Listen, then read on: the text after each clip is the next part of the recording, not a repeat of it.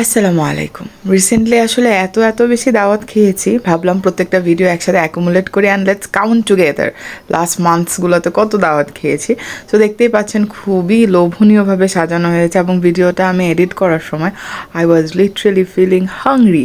আপনারা জানাবেন এর মধ্যে আপনাদের আসলে কোন দাওয়াত, মানে বলে না ফার্স্টে তো দর্শনদারি তারপর গুণ বিচারি, যেহেতু খেয়ে দেখতে পারবেন না, আউটলুক দিয়ে আপনাদের কোন নাম্বার দাওয়াতটা সবচেয়ে বেশি ফেভারিট হয়েছে। সো আমি জাস্ট র্যান্ডামলি সিকোয়েন্স না, জাস্ট র্যান্ডামলি আমি সাজিয়েছি যে কোথায় কোথায় আমি দাওয়াত খেয়েছি, যে ফুটেজগুলো আমার মোবাইলে ছিল ওগুলো দিয়ে সাজানো হয়েছে। সো দেখতেই পাচ্ছেন খুবই লোভনীয় সব খাওয়ার দাওয়ার।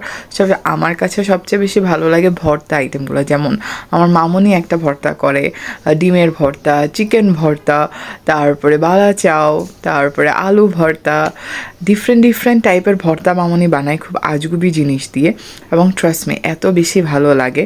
এবং এখানের এই কাবাবসগুলো কিন্তু আসলে অনেক মজা হয়েছিল, এবং এই ডেজার্ট আইটেমটাও আমার কাছে খুবই ভালো লেগেছে। অ্যান্ড এই ভেজিটেবলটা আমার মনে আছে, ভেজিটেবলটা দারুণ ছিল টেস্টে।